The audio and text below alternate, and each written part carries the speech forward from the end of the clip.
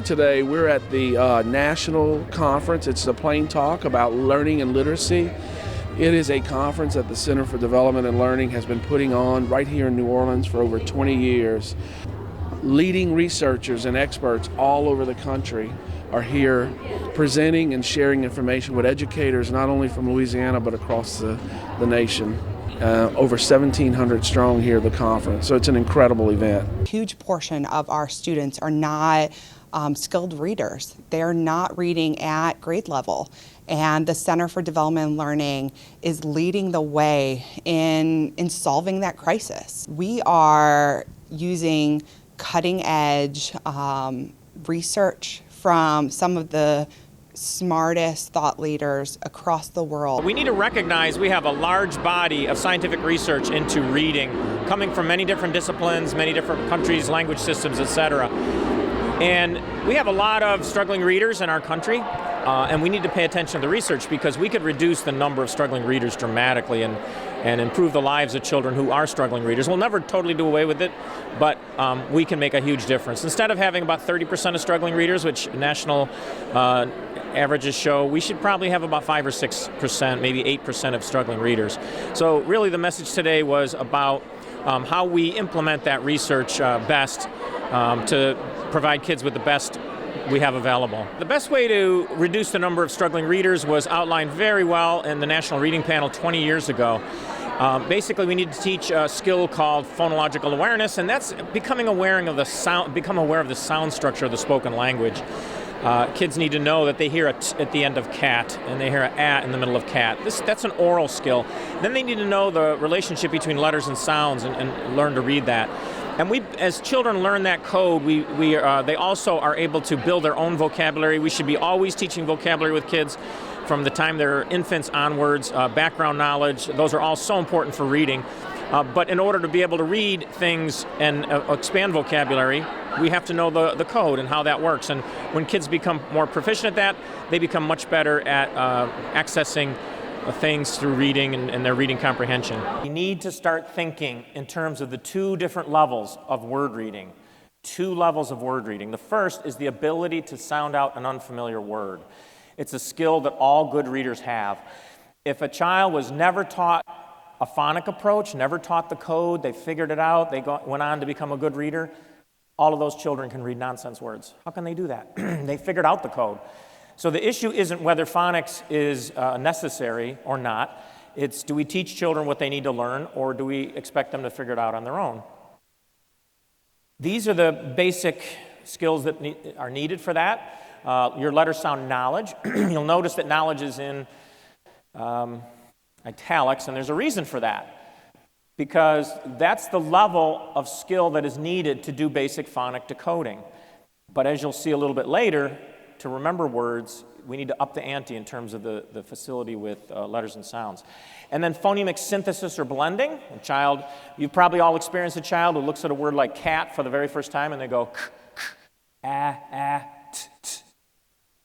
What's the word? And you're like, what's the word? You just sounded it out. That child has a phonological issue called blending, a blending problem.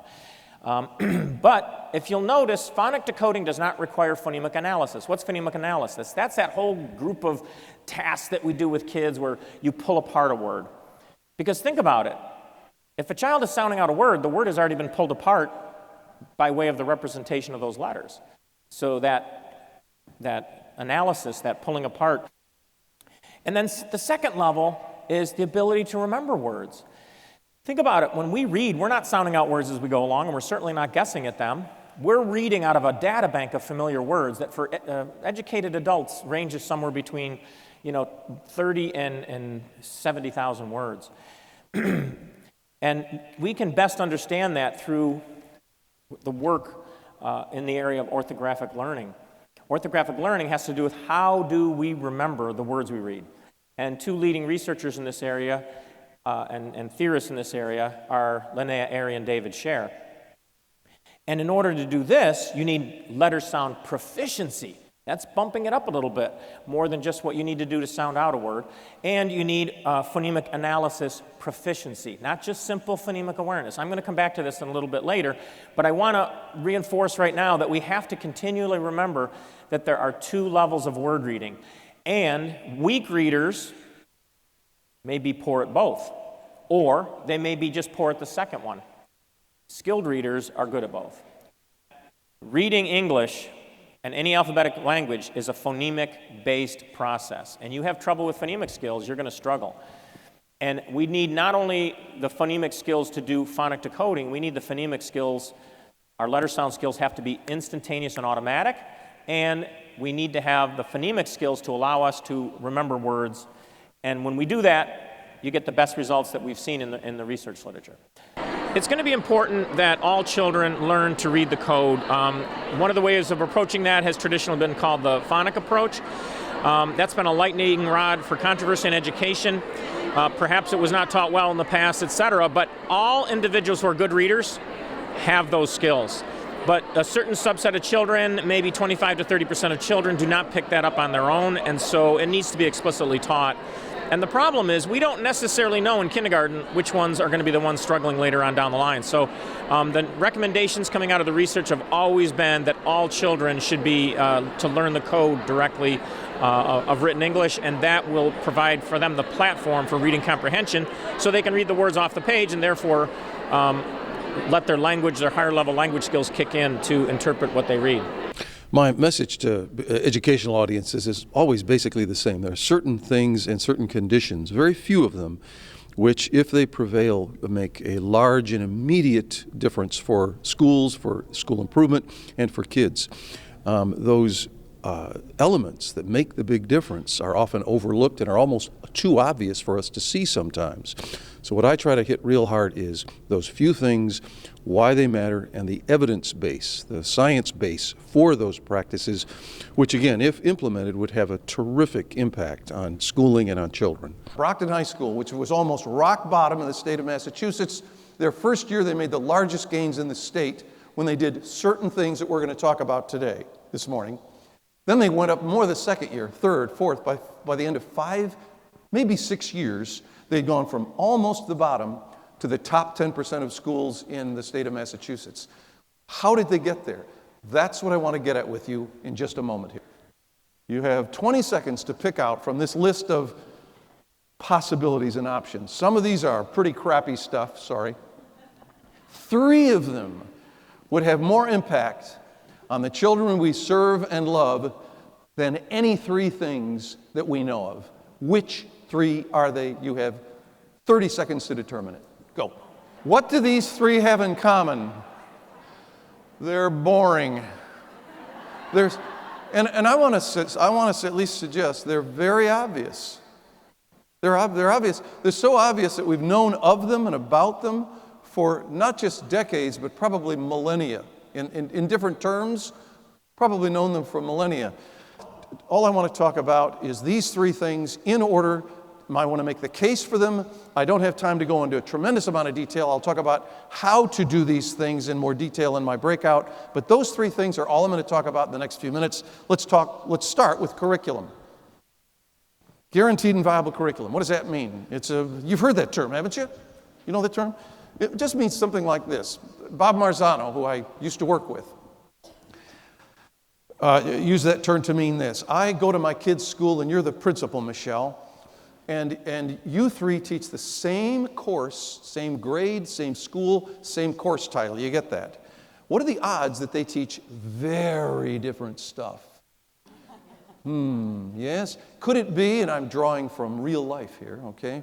Could it be that you have the kids just watch a hell of a lot of movies, but very little writing, and maybe some poetry? I mean, one of my kids, that's what her teacher did. Same grade level, same course title. You actually have them read, write, and discuss texts on a frequent basis. You have the kids do, I'm not kidding you, and this is an 8th grade honors English that my daughters had. They did skits and wrote 25 poems and put them in a portfolio and called that honors English. Weird stuff like that.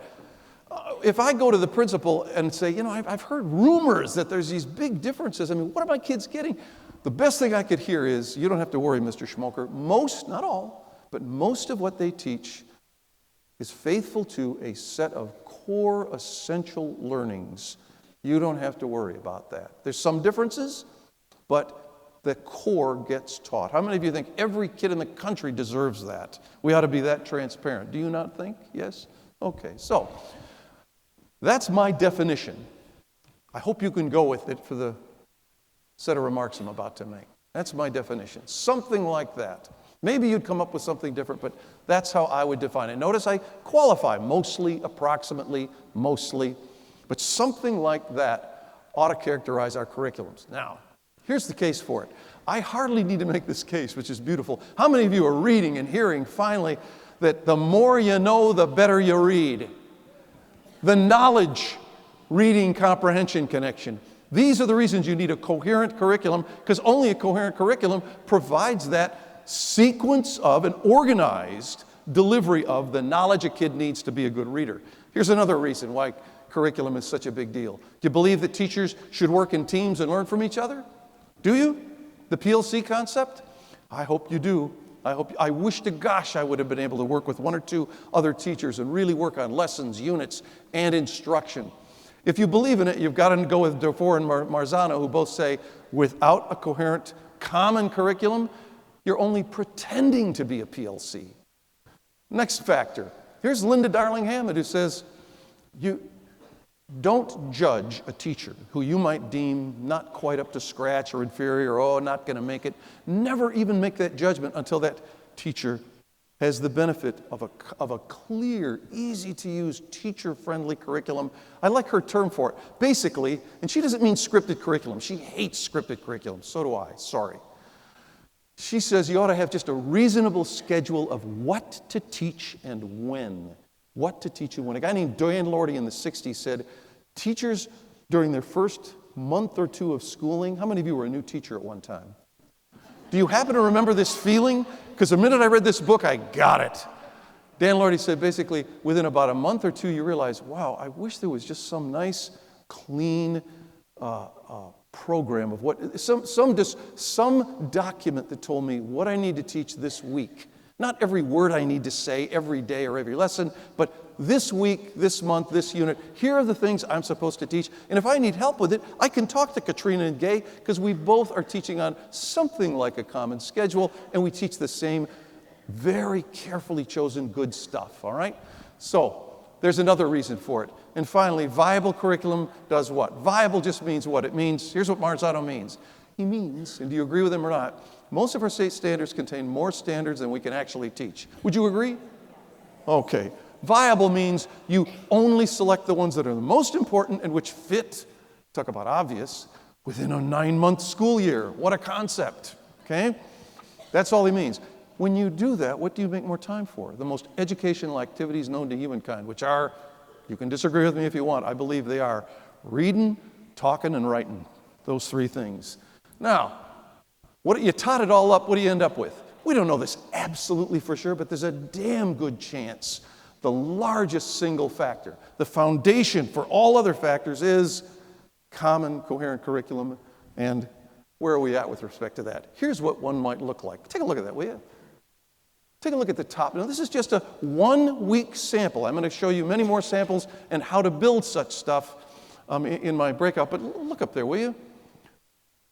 Would you like to have for each week, and some weeks would be blank. That's like teacher's choice. That's you do what you will, okay? A little bit of, Rick DeFore was big on this. Leave maybe 10, 15% up to the teacher entirely. Look up there. Would you like to have a document that's about that clean and easy to follow? What do you notice about that? We're going to analyze these kinds of curriculums in the next session, but I hope you're seeing, look at the topic. You got 2 topics, not 10. 2. Now you might have a topic that sort of fits in or supplements there. You have maybe time to do that this week, all right? But that's the main stuff that you and your team are going to assess and focus on. Look at the texts column. And by the way, write this down. When you assign whole chapters to students for homework, some of them won't do the reading. Write that down, okay? I didn't make this curriculum. A team of teachers did with just a little bit of guidance from me. And look what they came up with.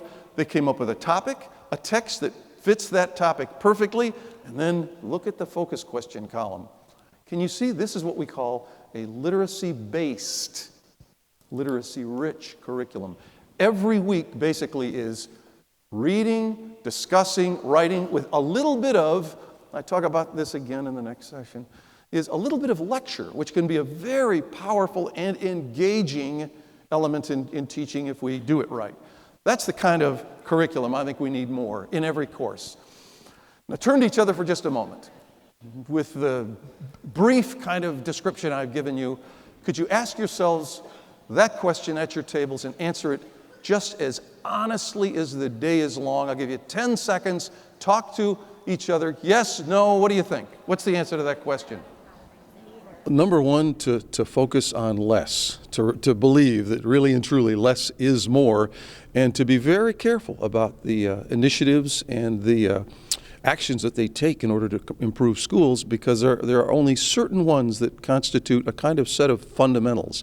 And those really come down to simple things like a coherent curriculum, abundant amounts of reading and writing, laced into and integrated into all the subject areas.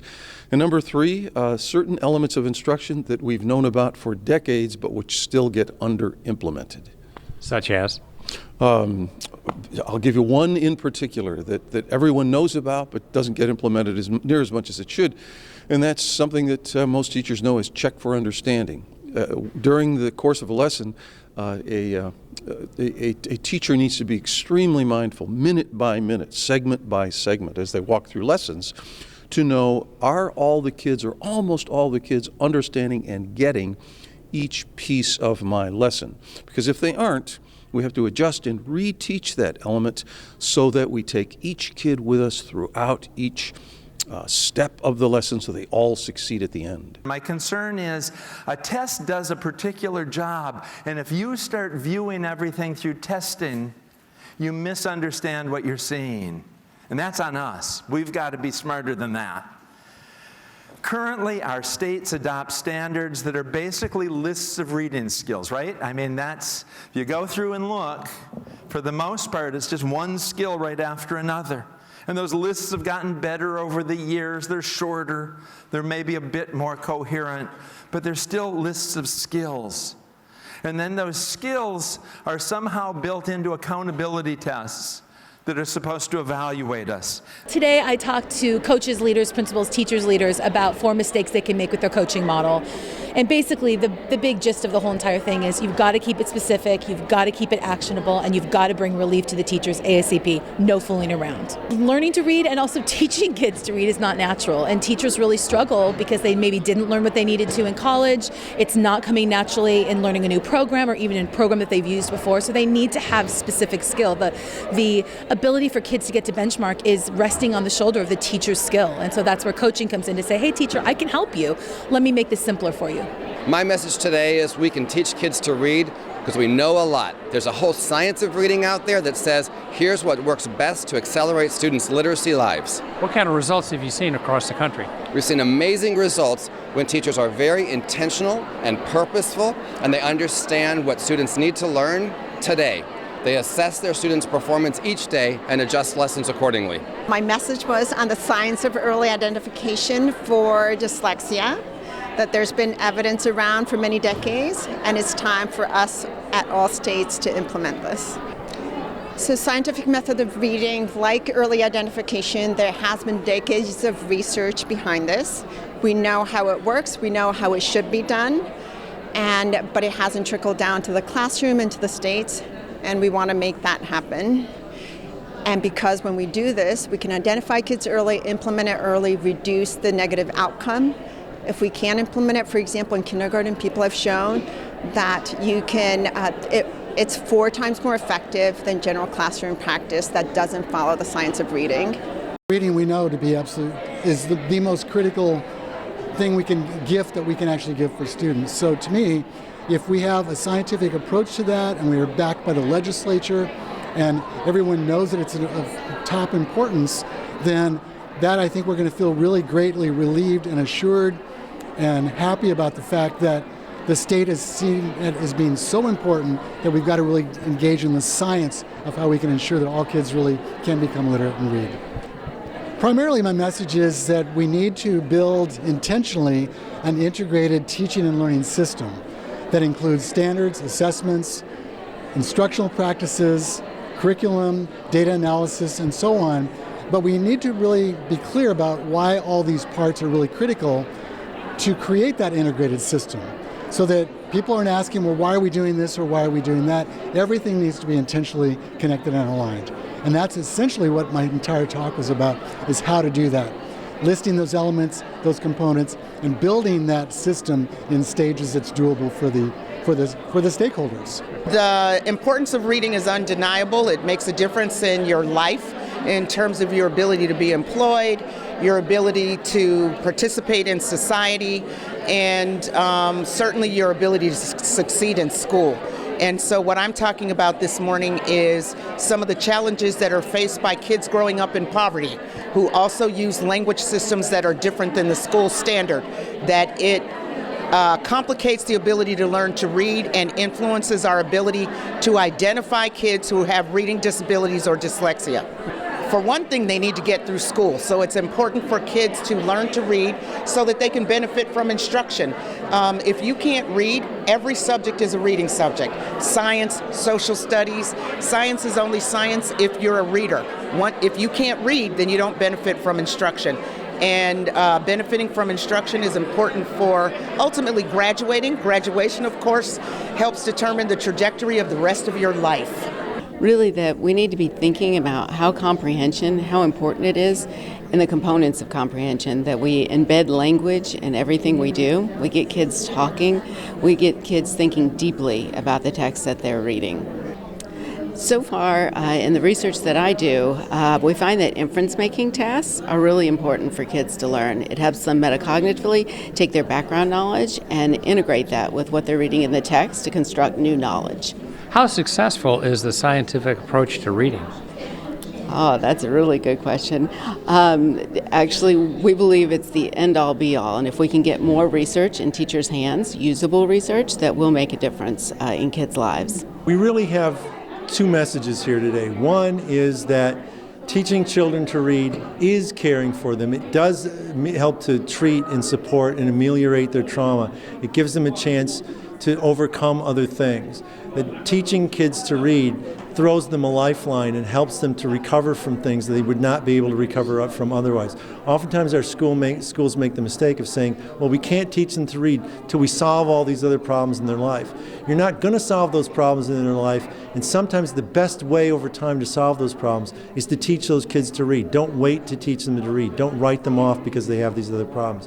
The other message we have runs the other direction, and that is that loving and caring for these kids, being a little bit more therapeutic, being a little kinder, a little more understanding, and a little more gentle, and I'm going to use the word again, a little bit more loving, helps us to form a relationship with them, and from that relationship, they feel supported, they feel cared for, and in the context of that relationship, they're going to be more able to do what's hard for them, which is learn to read. When we're asking kids to do something that's difficult for them, they don't like it, it's challenging, it's difficult, but if they know that we love them, we know that we care about them, we have this relationship, we've invested in them as a human being, they're going to be more willing to take those difficult and painful steps. And so it's a two-way street. We're loving and caring for you because that makes us better teachers of reading for you, and we're teaching you to read because that's a way of loving and caring for you. My message here today was about sound walls and how to shift from a word wall in a regular classroom, especially in kindergarten and first grade, to a sound wall, and how to be more proactive about teaching the phonology of the language so that we are developing that underlying structure for kids as they begin to map speech to print. We have seen a huge shift in connections for children as they're beginning to understand and think about the speech sounds of the language, as opposed to just being driven by the print and understanding that the print represents our speech sounds in the language. I knew going to elementary school at an early age, around 4th or 5th grade, that I wasn't getting what the other kids was getting in school, so I was falling back. So I knew at that time that I was going to have a hard time going to junior high school and high school if I go that far. And what hurt it so bad was that I loved going to school. I wanted to go to school. I looked forward to going to school. But as a 4th or 5th grader, at that time, you don't want your friends to know that you can't do something that they can do, and which was for me, it was for reading. I couldn't read, but I was able to spell my name, my first and last name, so I didn't have a problem with that. It was just the reading part of it, because I didn't know that the alphabets actually have sounds, and if you say those sounds and pronounce those sounds, you can actually pronounce the words. So, like he said, we graduated from 6th grade. My first day of high school, I actually knew two things was going to happen. Either I was going to get kicked out of school or I was going to drop out of school. And unfortunately, not because I was a bad kid, I actually got kicked out of school because I had a thirst for education, but education didn't have a thirst for me. So I was going from classroom to classroom and actually was just sitting there getting F's in all my report cards. I don't think I went to school one time and got a report card that it didn't have all F's on them. So when I got kicked out, I knew becoming an adult was going to be hard for me to survive and to take care of myself. Actually, to take care of anybody else, but just to take care of myself. The family dynamic was the same. We didn't know that each other couldn't read or write. From my twin sister to my younger brother to other siblings, that we just finding out probably in the last maybe 10 years that this issue was not just for us, it was just, a generational thing. So I came up with the narrative that I need to change the situation.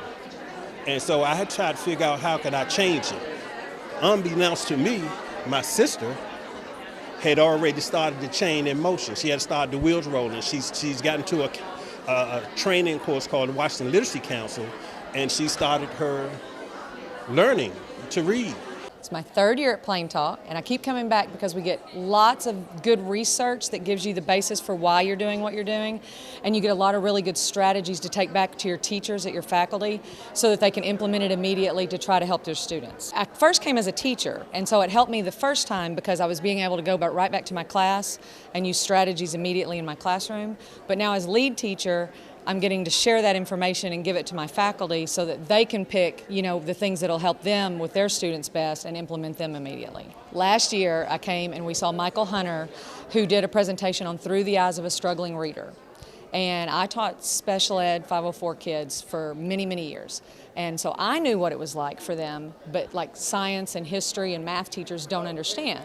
And so I took this presentation and I went back to my faculty this last year, as a matter of fact, at the beginning of the school year, and I presented everything I got from Michael Hunter to my faculty, and the eyes were like, wow, now I get it.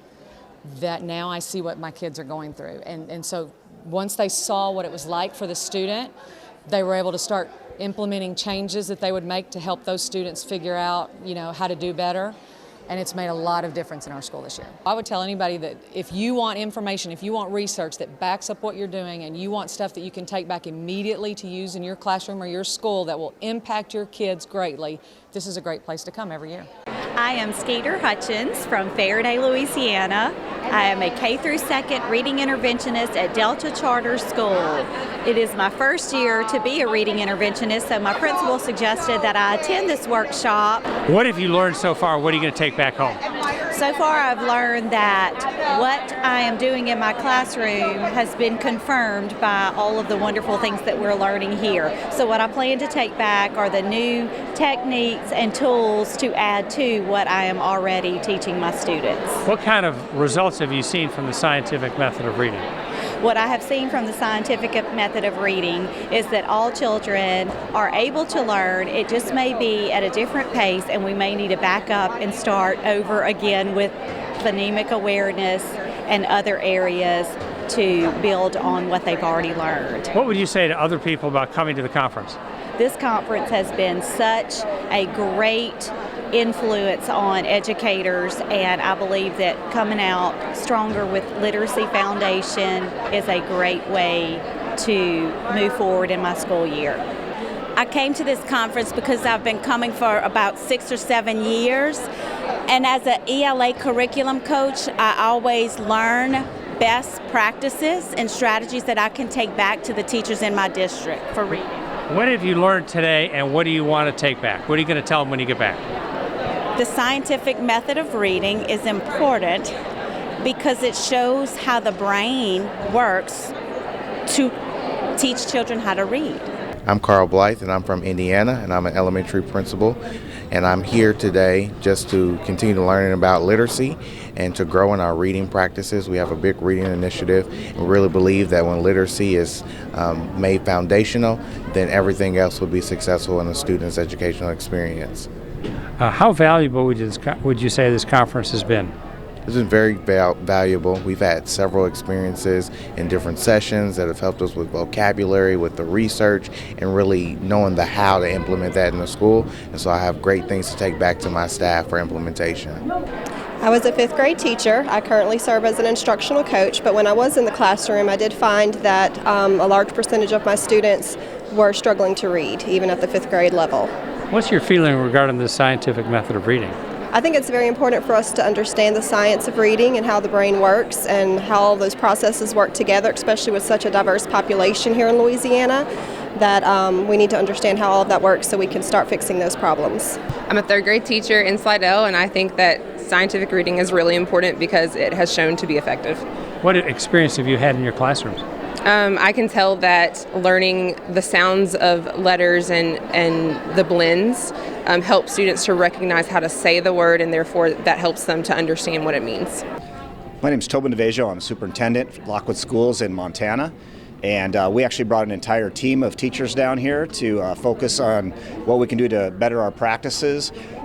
For me, as far as personal experiences, really great strand on social emotional learning on Wednesday, the first day of the conference, and some great speakers and a lot of tools I'm going to be able to take back to my district. And of course, my team has picked up a lot of tools that they'll be able to take back as well. I was a 1st grade teacher, and now I am a district level coach. And when I was in the classroom as a 1st grade teacher, I had several students that struggled to learn to read, and that caused several issues, confidence issues, self-esteem, it caused behavior issues, just all kinds of different things. How do you feel about this scientific method of reading? Well, the scientific method of reading is research-based practices, and as I've implemented them over the course of years, I've seen success with my students, and so I know it works, and my students feel more confident, and they go on to the upper grades more prepared. I was a kindergarten teacher, and I had about 3% of my kids that struggled to read, and had we had the scientific method for all of the kids then they would have done a much better job, because it would instill confidence in their abilities and help boost their morale so that they could enjoy learning to read. I'm a 10th grade ELA teacher in a small school in Rapides Parish. My students' reading ability varies. I teach from low to high, so I have students who are considered pre-AP, but I have students who are also inclusion. Most of my students come to me with a fairly great ability to read, but I do have a few who have very low reading skills, and those students struggle. They have a tendency to get behind. They have to work a little harder to help them with their work, and their grades tend to be lower. They seem to have a little less of an advantage in that maybe their home lives are a little different. They struggle, but most of them, the reading issue is because of learning disabilities. The scientific method of reading would have made a tremendous difference in some of the lives of my students and their abilities to be able to read. I think the earlier we can catch these students, the better they're going to be in the long run. I've learned so many just valuable tools to take back to my classroom. I've been inspired. I've been, affirmed in some of the things that I'm already doing. So I'm super excited about this, but I think that if we can reach our children at a younger age and then grow them through this scientific method of reading, it would just be a tremendous difference in their lives. I'm a junior high administrator, and I came to the conference with the idea of how to impact literacy, not only in my school, but also as a member of my district literacy leadership team, and how we can move forward in incorporating that into more of our missions and our focus. What I learned is students have a great need emotionally to connect with literacy, and I think if we tap into that and help them to feel safe, I think we have a greater chance of helping reach more students and pushing them further along the literacy path. I was a kindergarten, first and second grade teacher, but now I'm actually an instructional coach, and I work with 612 English teachers in our district. And I greatly value the principles behind the science of reading because it gives us the tools and the skills that we need to help students actually learn to read. And we know how to hone in on students' deficits and pinpoint those skills and make gains with kids. Tell us, what have you learned at this conference? How valuable is it? What is your recommendation for other teachers? Oh my goodness, I've learned so much. It's hard to pinpoint just one or two things. I think learning about Scarborough's rope has been incredibly important. Learning the importance of automaticity in advanced phonemic awareness skills has been eye-opening. And then the various comprehension sessions have been very good. It's all just been so helpful in building my knowledge. I'm a fourth grade teacher in St. Francisville at Billings Elementary. I think that it's important to learn how to teach children to read because we learn and it seems like almost an automatic process, but there is a science to teaching students how to learn to read. Tell me about the conference. Has it been valuable, and should other people come? What have you learned that you can take back home? This is my first time attending a Plain Talk conference, and it has been amazing. I went to a really interesting one yesterday that was on the difference between African American kids and how the dialect they had contributes to their reading, and it was really wonderful. I even emailed my principal thanking her for allowing me to come because I learned so much. Whenever we get test scores back and there's a difference between the achievement gap between African American kids and others, I always had a concern and wondered what's the difference. And the conference that I went to yesterday was really beneficial in showing why there may be a possible difference and how I can go back and take what I've learned and apply it to some of the students in my classroom.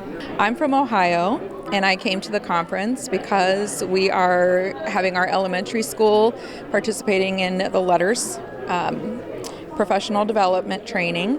And as a curriculum director in our district, I'm looking for really how do we take that learning and extend it up into our middle school and our high school and close some gaps for our students learning reading difficulties in those upper grades. What have you learned here at the conference? I've learned so much. In particular, I really enjoyed Anita Archer's sessions. She's got a great presentation style, so full of knowledge on explicit instruction and sentences and how to use those to expand students' learning across content areas. I absolutely would recommend this conference to others. In fact, I'm planning already for next year who I will bring because I came solo this year. And when I think about who I would bring, I'm planning on bringing my language arts department chairs in each of my buildings, my instructional coach, and some intervention specialists from each of the buildings, so then we can learn together and decide how we're going to take this information back to our district and present it on in-service days. Well, I'm from Utah, and I came because I want to support the local school districts that work with our university in their efforts to improve reading achievement. What I really appreciate about Plain Talk is the presenters are so immersed in the research and then translate that into how students learn and the implications for instruction. And I'm working with some colleagues back in Utah on an after-school tutoring program. And this has reminded me I need to make sure the tutors understand the foundational importance of phonemic and phonological awareness and how to teach those things. I'm from Knoxville, Tennessee, and I've been coming to Plain Talk for the last probably 10 years, and my principal sent a group of 7 of us to the conference this year. What have you learned, and how valuable is the conference? Oh, hugely valuable. I actually just had a big aha in our last session. trying to figure out why a group of our students seem to master nonsense words but can't transfer that to blending. I'm from Georgia. I came to this conference so I can gain firsthand information from all of the brilliant minds in the field of education. I'm committed to the process of lifelong learning, and I like to do research on my own. So it was really beneficial to get a firsthand account from some dynamic minds such as Dr. Douglas Fisher and also Dr. Carol Tolman.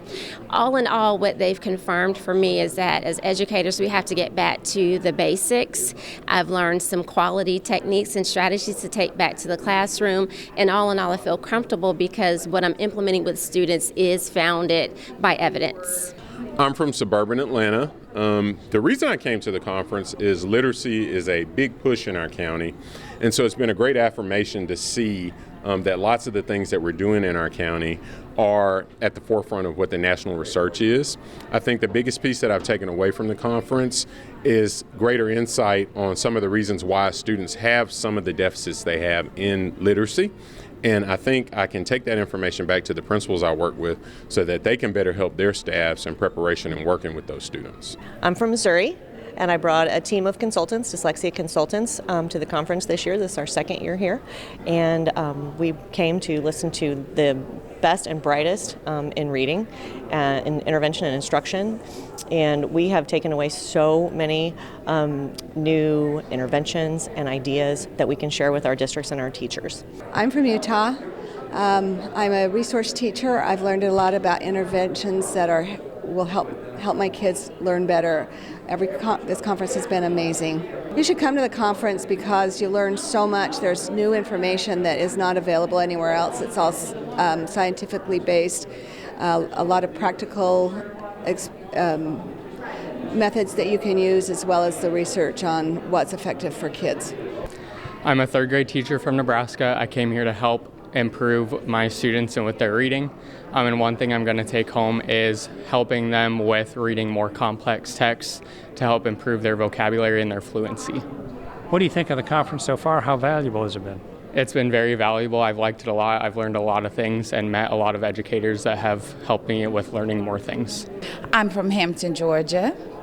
And this has been a wonderful experience, and the most rewarding experience was learning about the atypical and typical reading brain and the research behind how we can identify early on, before middle childhood, children who might have disabilities based on family backgrounds and such, and that way we can begin the process of intervention or prevention of future reading difficulties. And that was the most rewarding experience, and that's one of my takeaways. Finally, we're getting around to realizing that a rich, intensive phonics base really needs to be implemented in the earliest grades, especially K1. We sometimes forget that.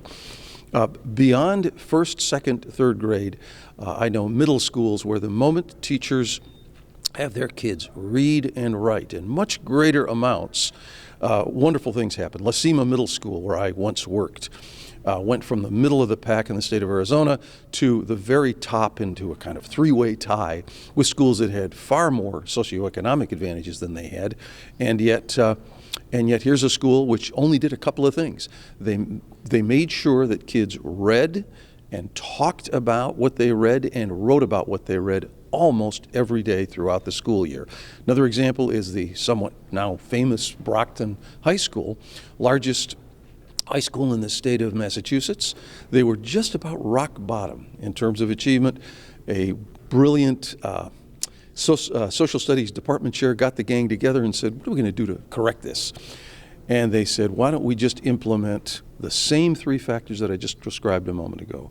Proper instruction, way more reading, and writing several times a week, all of which was monitored carefully by administrators. They went from rock bottom to, the first year they made these changes, to making the largest gain in the state, their first year of the effort, made even more gains the second, third, fourth, and fifth year, until they rose in a 5-year period from almost the worst to the top 10% of schools in the state of